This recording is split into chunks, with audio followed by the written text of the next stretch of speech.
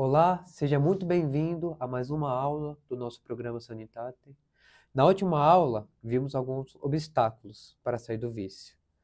Nessa aula, eu vou falar só sobre um obstáculo que eu acho, estudando, eu achei ele muito interessante e de pouca consciência das pessoas, né? Então, qual que é esse obstáculo? É o que nós chamamos de codependência. Codependência, o coadito, são aquelas pessoas que, por causa do vício da pessoa, né, da adição, do adito, elas acabam ajudando ele na adição. Não ajudar a sair, mas ajudar a manter, a piorar. E muitas vezes essas pessoas elas querem fazer o contrário, elas querem ajudar, só que eles atrapalham. Eu vou trazer um caso aqui, um caso real, né, óbvio com nomes mudados, algumas coisinhas mudadas, mas para ver como funciona essa codependência. Bem, a história se dá sobre Larissa e Walter. É um padre narrando a história. Vamos lá. Uma das histórias mais duras que já ouvi tem como protagonista uma mulher de menos de 30 anos, Larissa, casada com Walter. Após um namoro saudável de vários anos, casaram-se e viajaram para os Estados Unidos, onde lhe foi oferecido um trabalho promissor. A convivência no início foi normal, sem grandes problemas, a não ser umas pequenas diferenças de caráter. Inseriram-se em um agradável grupo de amigos, compostos por casais de origem hispana, e estabeleceram amizades sérias. Um ano depois, Larissa começou a notar coisas estranhas. Primeiro, foram revistas pornográficas. Walter deu uma explicação compreensível. Elas haviam sido confundidas em uma caixa de livros emprestados. Larissa acreditou. Primeiro ponto, né? Vamos ver aqui nessa história que, pelo fato de você ter a realidade de um marido que é viciado em pornografia, é algo muito difícil de, digamos assim, de engolir, de se aceitar. Por isso as pessoas preferem não acreditar nessa realidade. Isso é uma das características dos codependentes. Então vemos aqui, Walter já deu o primeiro sinal, né, que são as revistas pornográficas. E Larissa acreditou que foram confundidas. Vamos continuar aqui. Adotar coisas estranhas, primeira revista, tá? Larissa acreditou. Pouco tempo depois, a novidade foi que seu marido bloqueou o computador que usavam em casa e trouxe um menor para que Larissa pudesse trabalhar. Walter deu a entender que a empresa que o empregava exigia confidencialidade sobre o material que ele revisava em casa. Ela também acreditou. E acreditou ainda quando ele tentou justificar por que as contas financeiras não batiam, sem que fosse claro de onde vinham os gastos extras. Meses depois, começou a notar outras coisas. Aumentaram as noites em que Walter ficava trabalhando até muito tarde na frente do computador. Em algumas oportunidades, quando ela se levantava para ir ao banheiro e passava pelo escritório, ele ficava muito nervoso. Embora tivesse algumas dúvidas e preocupações, ela pensou que ele era seu marido e que deveria confiar nele. Lembrando, é uma realidade muito dura de se aceitar e as pessoas acabam negando. A confiança foi mais difícil, embora mantida, em algumas ocasiões em que, após manter relações sexuais, Walter se levantava e ia trabalhar em seu escritório. Quando ela começou a se inquietar e a perguntar se estava fazendo algo errado, se não era sexualmente suficiente para ele, seu marido a tranquilizou dizendo que estava tudo bem. Ele tinha apenas problemas de insônia. Você vê que as coisas foram progredindo. A adição ela tem esse caráter progressivo. Vai piorando cada vez mais, cada vez mais. E ela não enxergava a realidade. Ela se negava a enxergar a realidade.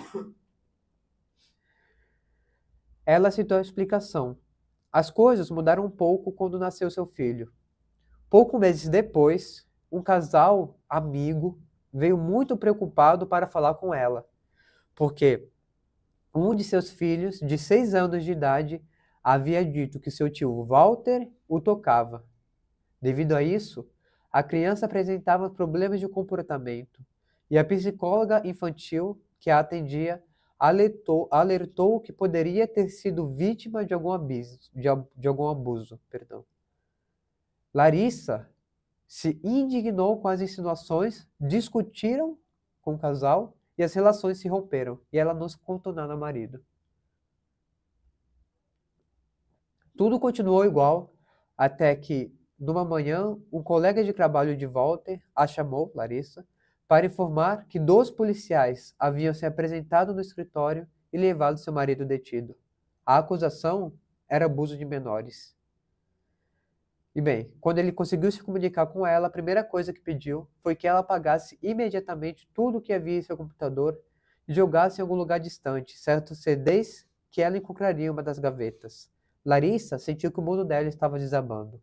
Enfim, então, vemos que, nesse caso, Walter, depois que ele se mudou para os Estados Unidos, ele começou a consumir pornografia, né? Só que a pornografia ela tem esse caráter progressivo. Então a pessoa começa, sei lá, vendo imagens, aí depois vê vídeos, sei lá, vídeos héteros, depois vê vídeos homossexuais, e vai piorando cada vez mais, né? No caso de Walter, ele teve até casos de abuso infantil e terminou preso. Só que o que acontece? A dor causada pela adição do marido, né, de ter um marido que tem problema com vício pornografia, que dói muito para a mulher, fez com que ela negasse a realidade. E o fato dela negar a realidade, né, e não fazer nada, possibilitou que Walter continuasse no vício. Entende? E ela acabou se tornando uma coadjuvante, porque ela possibilitou o vício do marido. E o que acontece? É muito interessante que esses sintomas da codependência, né, eles são muito parecidos com a adição. Por quê?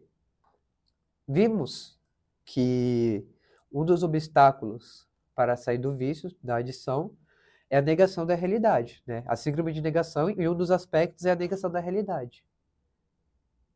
E no caso do codependentes, também. Por quê? Porque Larissa negou a realidade, ou seja, era óbvio, né? Chegou um certo momento que já era certo que o marido estava consumindo pornografia. Só que como foi uma realidade tão dura, ela negou uma característica. Outra característica é sempre justificar os atos. Então, por exemplo, no caso, quando achou revistas pornográficas, ela aceitou essa justificativa. Ou, ainda, no caso em que depois de ter relações sexuais, ele ia trabalhar no escritório. Em vez de ela acreditar que o marido estava assistindo pornografia, ela preferiu culpar a si mesma, justificou ele. Né? Que ela até depois perguntou se não era sexualmente suficiente para ele, ele falou que ele tinha insônia. Né? E o terceiro é culpar a si mesma, como vimos também nesse último relato. Então, assim,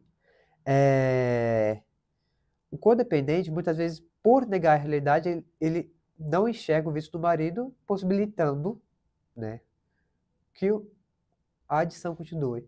Isso é um caso. Só que o que acontece? Nós temos o caso em que a pessoa, ela sabe do vício do marido e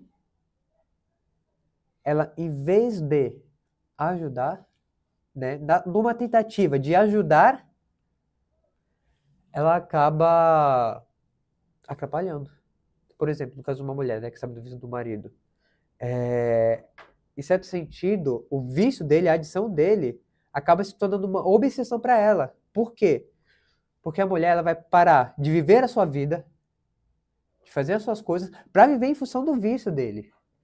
Então, toda noite quando ela vai deitar, quando ele vai no banheiro, ela vai ficar pensando, putz, será que ele está vendo pornografia? Será que ele está vendo pornografia?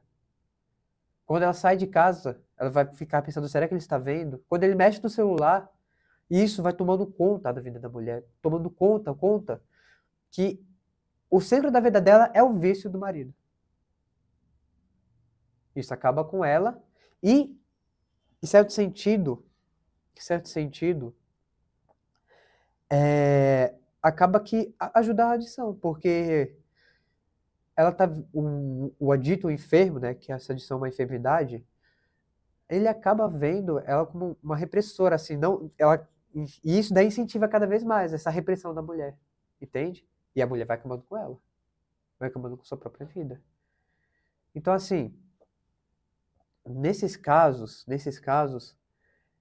é bom que a mulher, ela, em certo sentido, tenha a sua rotina de autocuidado para cuidar da sua autoestima, né? Não coloque o vício do marido como o centro da sua vida, porque ela tem que cuidar, em certo sentido, da vida dela, pelo seu próprio bem, pelo bem dele.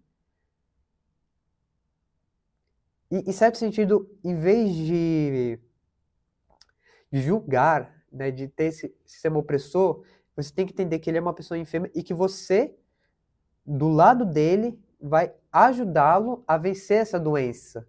Não no sentido de reprimir, no sentido de ele não pode ver tudo, mas no sentido de companheirismo, como casal tem que ser, né? Mas isso será um assunto para a próxima aula. Então, na próxima aula, veremos um pouco mais, né, como que tem que ser essas atitudes do codependentes quando você tem um marido no vício da pornografia, numa adição sexual.